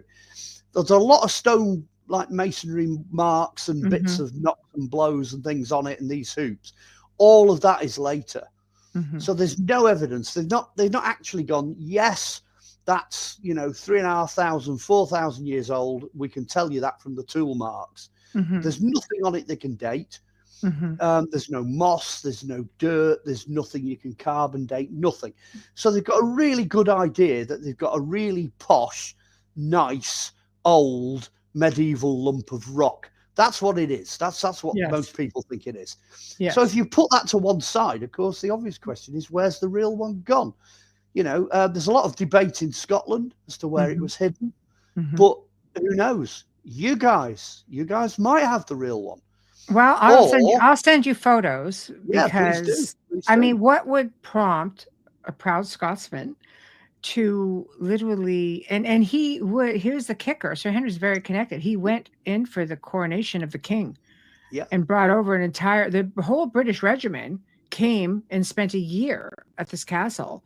And we went back with them for the coronation of the king back in the early 1900s. And so he had a connection out there. But what would prompt a man to donate, to trade a very expensive, authentic collection of suits of armor for a rock? I don't know. It's and the Jewish connection, that was interesting that these two rabbis would pick up on this, and they felt like the stone was very much watched over and protected. And they tell you right there when you go and you see the display, this is supposed to be, they don't claim that it is. Okay, this is supposed to be. And on the tour, it's the same thing. All right, Well, I mean, in what you just told me, there is just a kind of, there's like a yes and a no, because he would also have had the opportunity to have a copy made. He's incredibly rich. He's got loads of contacts, and he's been over here, so he knows what the original one over here looks like. It looks old. So, yeah. It's not like this beautiful white stone. It looks like it's got some good amount of miles on it. Well, the one over here is very much the same as that. And he had a replica, and again, very early 1900s, he had a replica throne made. And it's full of carvings from, I think, late 1800s or early 1900s. Yeah. So this came from, like, again, how much can you put? I look at the Smithsonian as sort of it's a kick in the butt for museums, for sure, when you think about that. But I mean, the ROM at the time was a very reputable. It's still known to be very reputable, as much as a museum can be, I suppose, So I mean, they are working on a technique for dating stone. That would be outstanding. Well, what you do is you go back to wherever the stone comes from. So geologically, you identify the origin of the stone. Yes. And what they're working on is that when you cut the surface of the stone, from that point onwards, the stone begins to lose moisture. So if you've got the original source for it, so you have an original uncut piece, you can then compare that to the surface of the stone you've got and see how much moisture loss has occurred in that time. Now, at the moment, it's cutting edge. They don't know whether this system is going to work. They're just mucking about with it. But on a molecular level, it seems to stand up under the original idea, the original experiments they did with it. It does look like stone loses moisture from a cut surface at a steady rate. So if you can work out what the rate is, you can engineer the stone backwards and get a date. That's very interesting. Yeah, that's coming. That's coming. That's something for the future. I will try to dig up photos that I took of this when I worked there, and you can give me your. I mean, it's in a chair, so I've only got so much access to it. Well, yeah, there's a little square underneath the seat. It is with the hoops hanging out the side. Sounds like he's copied the chair in Westminster Abbey. The one in Westminster Abbey goes back to Edward.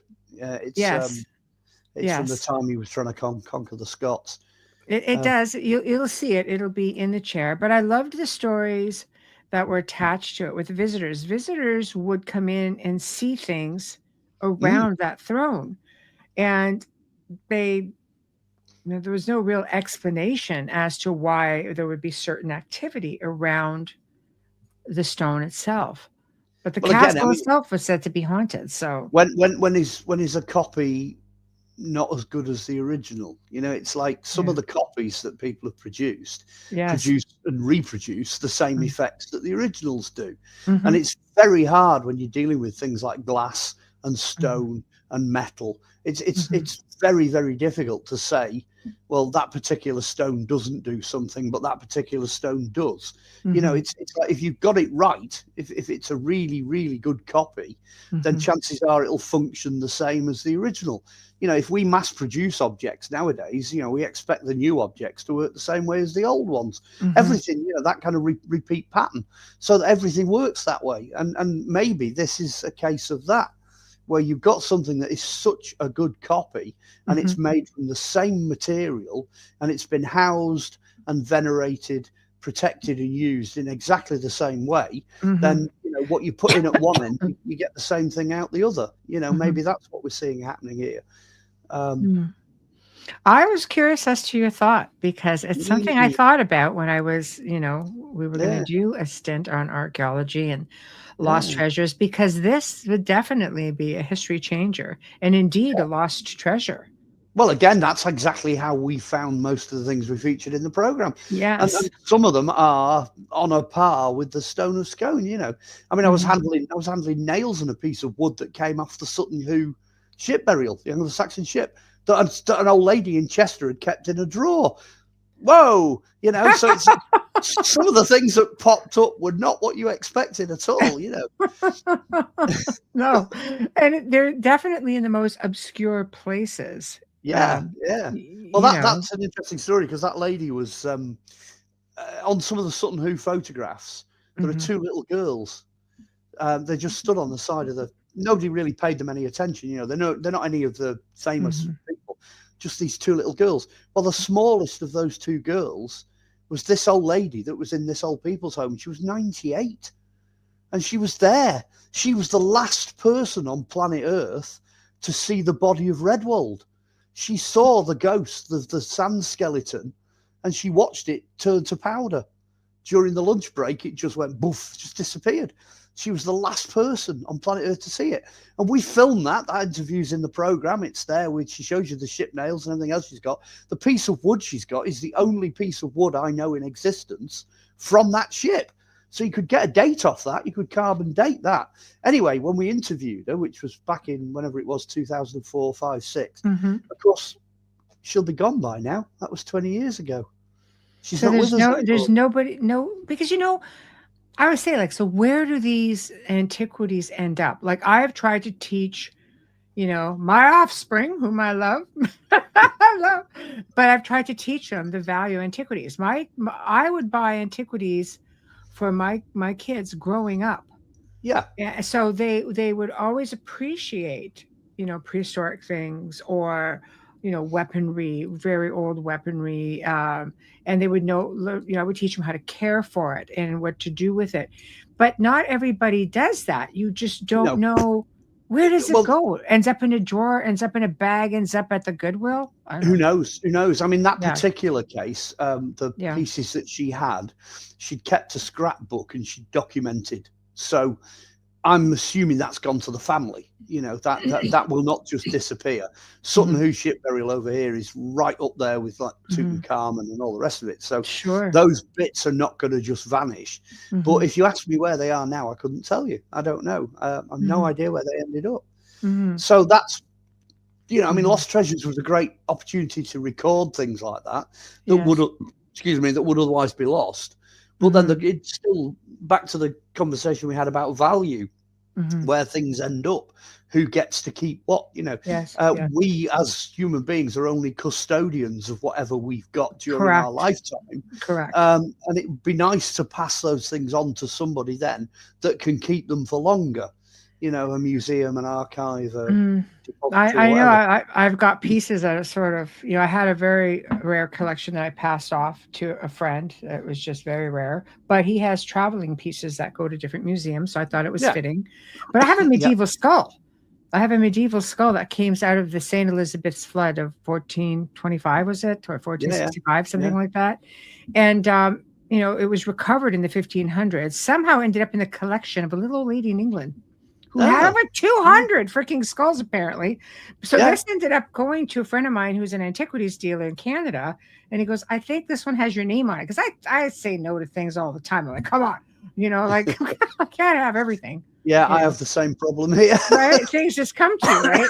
But Yeah. I'm looking at this guy and I'm going like, yes, I am the caretaker. I will take care of you all for now. And, because I've got, I parted with one. I think I've got 4 left. And I've just got somewhere along the lines, it's going to have to go somewhere. And, I don't know if, my kids might kind of go, yeah, they're all adults now. They may not, but it's interesting. You need to think ahead for things like this. Yeah, right. It's worth mentioning that if you do own something of significance, not necessarily value, but something of significance, plan ahead. Yeah, plan ahead. Put it somewhere when you're gone. Well, it's got to go in the will. Okay, who? I have to always have a family meeting. Okay, who are the takers? Who wants what? And dole it out before I go, which is probably what will happen. So we're slowly. We've got 15 minutes left, and I have to keep it under the 2 hours because I've got to get this thing.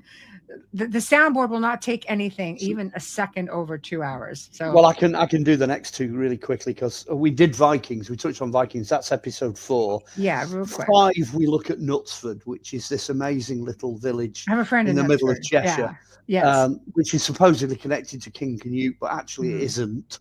But it's renowned for finding prehistoric tools, Ice Age, post-Ice Age tools, which most people don't know. So that's the focus of that. And the only memory I have of that, it's one of those, it sounded like a good idea at the time. Oh, I'll tell you what, we'll go and film in Knutsford.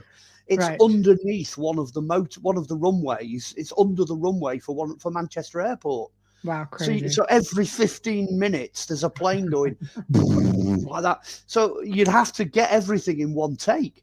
Beautiful. All the shots, if you don't want all the row, and airplanes everywhere.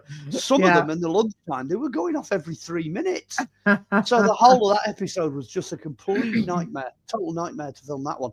But I would recommend watching that if you're into prehistory, and potentially, there's I call out at the end. There's a flint tool that appears in this piece. Beautiful. It was beautiful. That turns out to be. It's not in the episode, so it's worth me saying it here. Well, that's in the episode. I call out. The lady that found this. The lady did actually come back. She came back the next year. She brought 2 more flint artifacts that were found with it in a cluster. And it turns out potentially that could be the oldest Venus figure in the world. Not just by a few thousand years, but by 210,000 years. So that is hugely significant. I have a friend who's between 30 and 60, but 200 is pretty impressive. Yeah, well, the oldest actual attested Venus figure, which looks it's like phenomenal. It looks like the one I'm thinking of actually looks a bit like a sort of blob of poo. It's not nice. Just a sort of blob thing with things carved into it. Wow. That's 32,000 to 33,000 BC. But the one we've got is 250,000, 260,000. Impressive. It's enormously old. So it's worth watching that one. And the very last episode is Chester, Strength and Honor. So that's Gladiator. That's our take on Gladiator. And there's a huge chunk of King Arthur in the middle of that, if you know where to look for him. Yes. And they're digging up an entire amphitheatre. So we've got this massive amphitheatre dig, biggest amphitheatre in the Roman world, in the biggest Roman city in the whole that was ever built outside of Rome. Biggest Roman forts, 11 acres bigger than anything else. And then we actually CGI it. It's like this enormous CGI of this. It was really well done. Yeah. Oh, so impressive, that last episode. So that's season 1. It goes out with a bang. Yeah. It really does. Yeah. Hello, everybody. It was good. Now, what's the website that it can be found on? Right. What I did was, I've got some friends that run this platform called Drake Michigan. So it's Michigan, Michigan, and it's Drake, Drake. So it's Drake Michigan. If you go on there, there's a whole bar, if you like, of programs. They're all on there together. All 3 seasons are there. I did find them. Yeah, clustered under me. So you'll find bits. You'll find bits of them scattered across YouTube.